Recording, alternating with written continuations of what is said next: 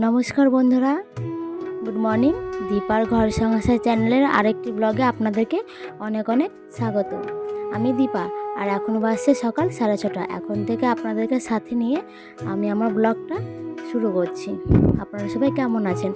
আশা করছি সবাই খুব ভালো আছেন, আর আপনাদের ভালোবাসা ও আশীর্বাদে আমিও খুব ভালো আছি।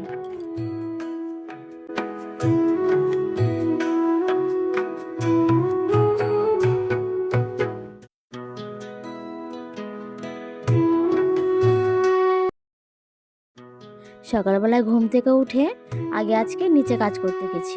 নিচে ঝাড় দিয়ে বাড়িঘর পরিষ্কার করে মুছে পুজোর বাসনটা ধুয়ে নিয়েছি। তারপরে চলে এসেছি ওপরে, এখন ওপরের কাজ করতে। আজকে যেহেতু পূর্ণিমা, ওই জন্য আজকে একটু কাজটা বেশি আছে। তাই জন্য আমি সব পুজোর বাসনগুলোকে বার করে একদম পরিষ্কার করে ধুয়ে নিয়েছি। তারপর ওপরে চলে এসেছি নিজের ঘর দোরগুলোকে পরিষ্কার করে গোছাতে এবং ঝাড় দিতে। তো ঝাড় দেওয়া আমার হয়ে গেছে, এখন আমি ঘরটাকে মুছে নেব। ঘরটা মোছার পরে আজকে ভাবছিলাম সিঁড়িটা মুছবো। সিঁড়িটা অনেক দিন যাবৎ মোছা হয়নি। আজকাল করে প্রতিদিনই প্রায় ভাবি যে আজ মুছবো, কিন্তু কিছুতে মোছা হয়নি, কাজের চাপে আর মোছা হয়নি। আর আসলে আমাদের সিঁড়িটা প্লাস্টার করা নেই, তো ওই জন্য মুছতে একটু বেশি সময় লাগে আর একটু অসুবিধাও হয়। ওই জন্য প্রত্যেক দিন সিঁড়িটা আর মোছা হয় না, কিন্তু প্রত্যেক বৃহস্পতিবার সিঁড়িটা আমাকে মুছতে হয়। কারণ বৃহস্পতিবারের দিন কোনো দিন বাসি থেকে যায়, তাহলে সেগুলো ভালো লাগে না। আর আজকে বৃহস্পতিবার, আর আজকে যেহেতু পূর্ণিমা তিথি পড়েছে, ওই জন্য আজকে ভাবছি একটু পুজো করবো সন্ধ্যাবেলার দিকে। ওই জন্য আজ সারাদিন উপোস করে আছি। আর যেদিনই ভাবি উপোস করব বা যেদিন উপোস করে থাকি, সেদিনই মনে হয় যেন যত সংসারের কাজ যেন ডবল হয়ে যায়, আর কাজের চাপ অতিরিক্ত বেড়ে যায়। ওই জন্য সকাল থেকে একদম কাজে লেগে পড়েছি।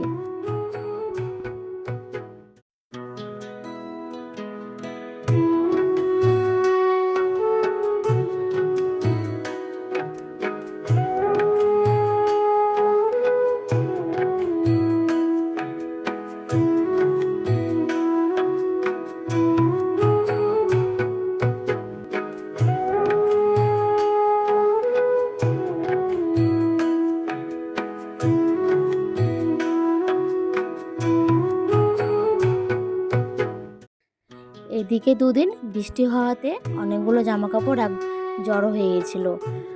দুদিন বৃষ্টির জন্য জামাকাপড়গুলো কাচতে পারেনি। ওই জন্য রেখে আজকে প্রায় 2 বালতির মতো জামাকাপড় হয়ে গেছিলো।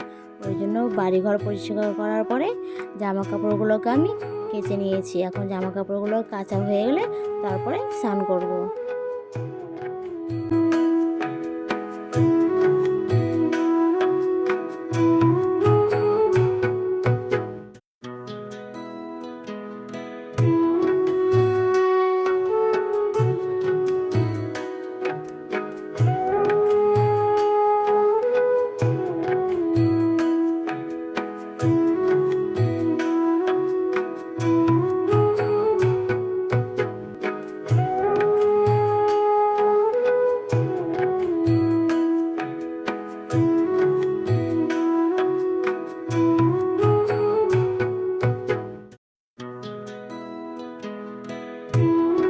এখন আমি স্নান করে চলে এসেছি।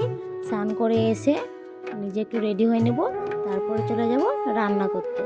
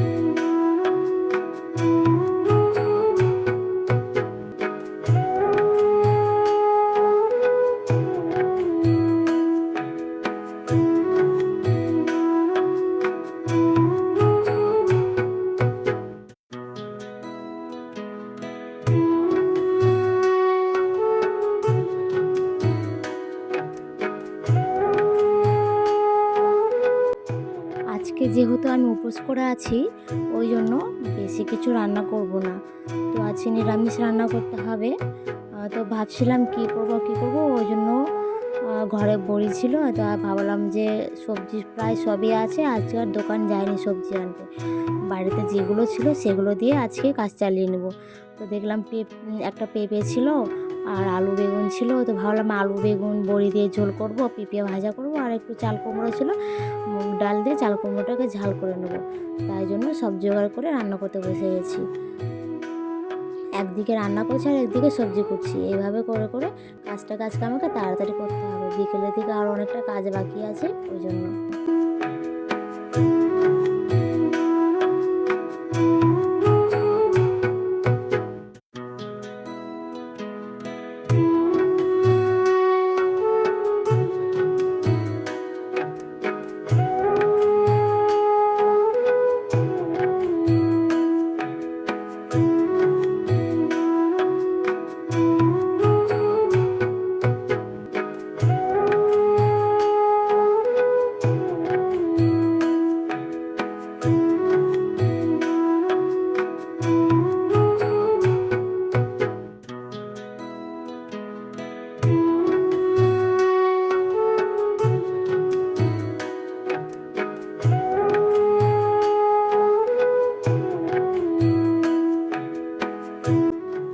রান্না হয়ে যাওয়ার পরে সব কাম সেরে বাবাকে খেতে দিয়ে দিয়েছিলাম।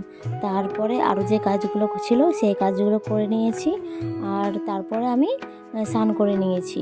সকালেও স্নান করেছিলাম, তাও রান্না বান্না করলাম যেহেতু ভাতের এঁঠো, ওই জন্য আবার আমি স্নান করে নিয়েছি। স্নান করে রেডি হয়ে এখন আমি আলতা পরছি।